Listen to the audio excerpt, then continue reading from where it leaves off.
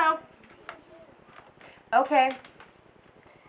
I'm finally getting my vlog done because some people, Stephanie, keep asking me nicely about getting my vlog done. Yes? Mommy, What? my body hurts. Okay. I gotta think it all better. Okay. It will. Okay, so I was going to try and do this at a time where, everybody was gone, or at least someone was napping, so I could have it quiet and not be disturbed. But that's basically never, unless it's really late at night and then I'm really tired, or I guess I could have done really early in the morning. But everybody's sleeping then, so I don't want my husband to be like, "What are you doing?" So here I am doing my vlog. Okay, so I have my questions that you guys have asked me. I'm a little nervous. Don't know why. I talk to myself all the time. But, I even answer too. So, okay. Mr. Joshua Reed. He asked me, if you could visit anywhere in the world and money was no concern, where would you go and why? I would actually go all over the world. I don't think it'd be possible for me to pick one place to go because, number one, I love to travel. And number two, there's just so many great places out there that I want to go to. I really don't think I could pick one. I mean, I want to go all over Europe. I want to go to Germany. I've actually been to Germany before, many years ago, but it was with the military, and we got a little bit of time to get out, and we went to Neuschwanstein, that big castle that they say the Disney castle is based on. But in the big picture, we were really there for military purposes, so we didn't get to do as much as we could have. But I'd love to do Germany. Would love to do Austria, Italy. I mean, everywhere in Europe. There's probably something in every country that I would love to go to. I would love to go to Africa. I would love to go on like the safari and see the wild animals and ride an elephant. That's like my dream, is to be able to ride on top of an elephant in Africa, and I just get excited to think about it. I would love to even go like to the North and South Pole. That would be really cool. I'd love to go to Alaska, I'm trying to think of where else. Australia, that would be cool. Hawaii, yeah, someday I would love to go to Hawaii, have that island, warm paradise. Hint, honey. No, I'm just kidding. Oh yeah, he does. I was gonna say he doesn't even get to see this, but he will. He will eventually see this. But someday, I figure I hopefully have plenty of time in my life, and maybe when the kids are older, we can really travel the world and everything. So, and if not, then I guess it just wasn't God's plan for my life. So I would go anywhere in this world. I would go. There's even a lot of places here in the United States that I would love to travel to. We have gone to a lot of different places. When the kids were younger, we traveled a lot and did a lot of vacationing. It's gotten a little bit harder as they got older. So there's still a lot of places I'd like to go here, United States. So, all right, Kimberly. She asked or said, does running spill over into your spiritual life and vice versa? Okay, I won't read her other comments because they were like personal comments and stuff. So, I have been running since I've been running since I was 9, 10 years old, and so it's just something that I've always been doing. I didn't run as much when I was younger, but and quite honestly, when I was junior high, high school, even into my early adulthood, I didn't really give any spiritual thought to my running. I know that it gave me great enjoyment, and I just ran because it was kind of a natural thing. Really didn't connect one thing to the other than just knowing that God gave me this ability. So it's really only been in the last, I don't know how many years, recently, few years, 5 years maybe or so, that I really began to connect my spiritual side with my running, and really beginning to see where God gave me this talent, and even just seeing how God just made me this way. I had never really thought of it that way before. Okay, just put it on the floor. He just made me that way, and just rejoicing in that, and seeing it for as that, because I can very easily get caught up, and I'm really competitive. So sometimes I get too caught up in the competitive side of things. Sometimes I can be very, very analytical when it comes to my racing and my running and breaking everything down. And really just recently I've just been like, but this is how God made me. And in some ways I can't explain it beyond that.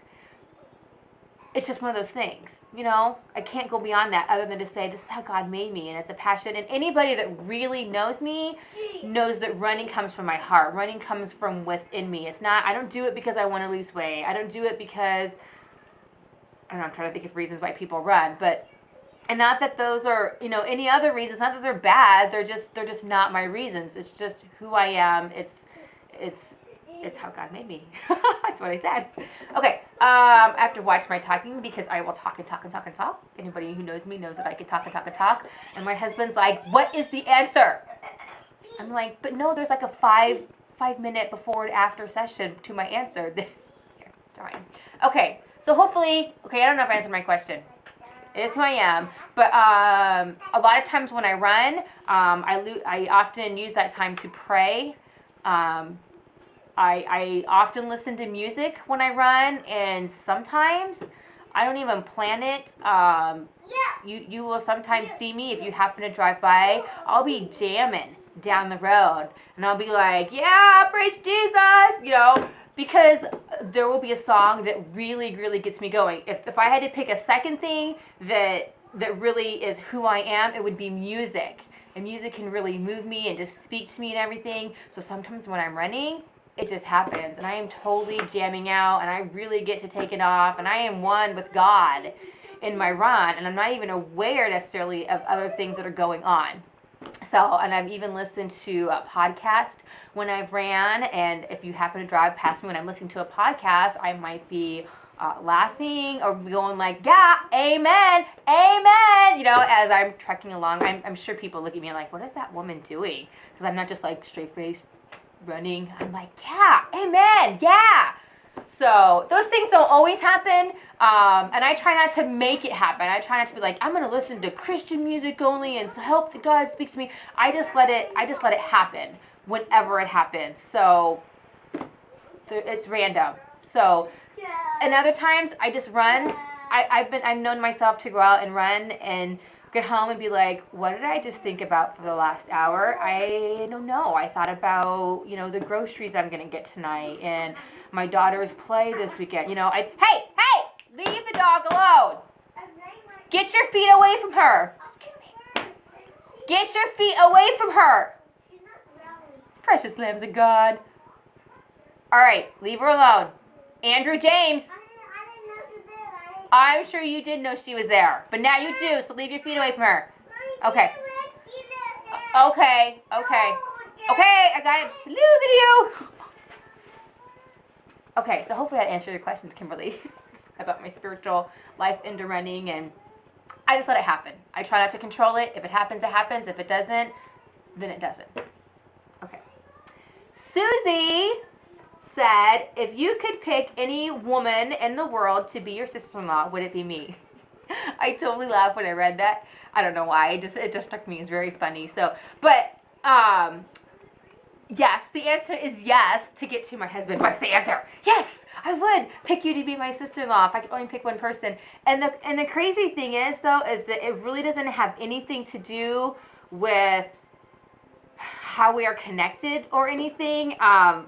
You know, nobody's going to know this unless I explain it, but I've known Susie's brother for a really long time. Gosh, I was like 12, maybe, when I very first met her brother. And I've met Susie's brothers. I've met 3 of her brothers. I've met her parents. I've even met Susie's husband. No, the juice box. Okay, give it here. Give it here. But I have never met Susie. Isn't that crazy? So anyways, you know, a year or so ago when I connected with her brother on Facebook, get away from the camera. I'm just looking at it. I know you're just looking at it, but you're going to bump it or something.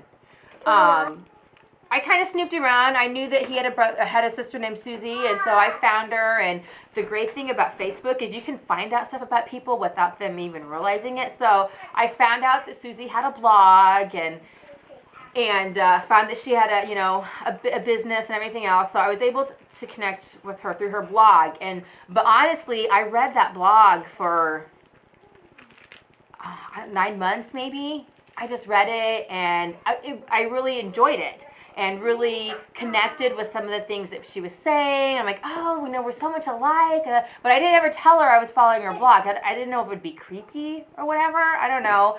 So, I mean, and she knows who I am. She remembers me because I was friends with her brother. But, and then, last fall, I kind of went through some personal friendship hardships, and I think I was searching and wanting to reach out, and Susie seemed like a good, safe person.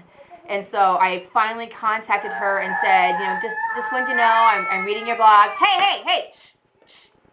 Thank you. I'm reading your blog. And so then we started, sending each other messages and stuff like that. And so it's just, hey, stop it. Stop. It's just been really neat how Susie and I have connected.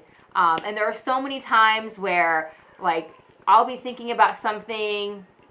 I'm trying to think of something that, I don't know. I was thinking about something, baking bread or something. I don't know. Or I made bread that day. And then I go and read her blog. And lo and behold, she had made bread that day. Or something like that. So, I don't know. We're kind of like kindred spirits because there's so much, and we've even talked on the phone, and we're just like, oh my goodness, we are so much alike. It's crazy. It's crazy. We just connect. We just have that special connection, and I would love to have Susie as my sister-in-law, and it has nothing to do with, her knowing her brother or anything else. She's just a really unique and amazing person, and we connect on such a deep level, even when we're not trying to. It's like, I'm not trying to find things to connect with her about. They're just things that come up, and I'm like, oh my goodness, we are just so much alike. We would just be great. So, yes, Susie, I would pick you as my sister-in-law. I think I've said that 3 times now, so, okay. Moving on. Okay. My friend Melissa said, what is your most treasured moment for each of your children? Okay. That's a hard question. Because number one, it's hard to pick just one moment for each child. And I have a really good memory, but I'm not always very good at, like now, I'm not very good at like, okay, this is it. This person, I don't always just pull these memories out of the blue.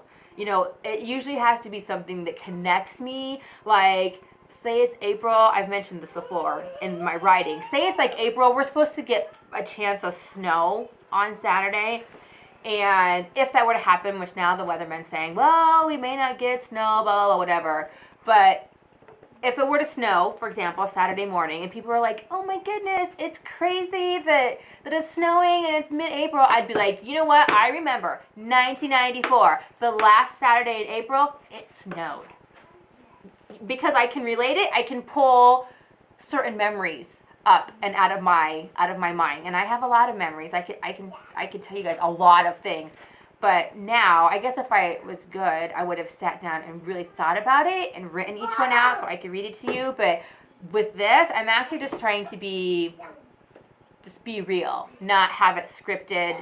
And other than the questions you guys gave me, I'm just trying to be real. So I don't know. I mean, I know. And you know what the problem is I'm a really sentimental person. I have a lot of really, really great memories with my kids. See, I can't even think of any right now because I'm like being put on the spot. I will turn this camera off, and later today I'll be like, oh, I remember this. Oh, I remember that. And then you guys won't be there to hear it all. So I'm not going to have the camera on me all day.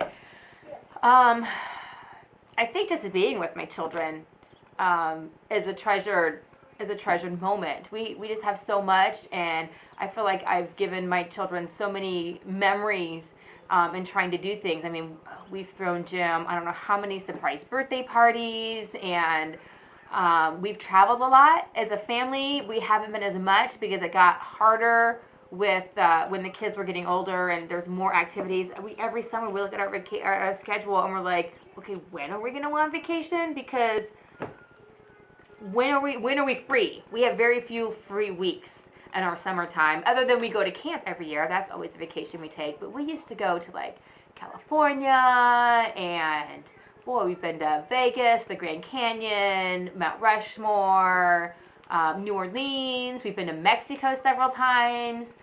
The East Coast. You know, we've just been everywhere. We have so many memories with our children that, you know what would help? If I got my photo albums out, which you're probably like, no, don't bring up the photo albums, because then I'll really get talking. Seeing pictures, it would be like, oh, I remember this and I remember that, and I would see like something that I'm wearing, and I'd be like, remember that one time that this funny thing happened? And yeah, so I'm not really answering your question, Melissa, not on purpose. I just can't think of a particular treasured moment for each child. So I think they're all treasured moments that I get to have with them, good and bad. Okay? All right. Okay, I have to check something. Hang on.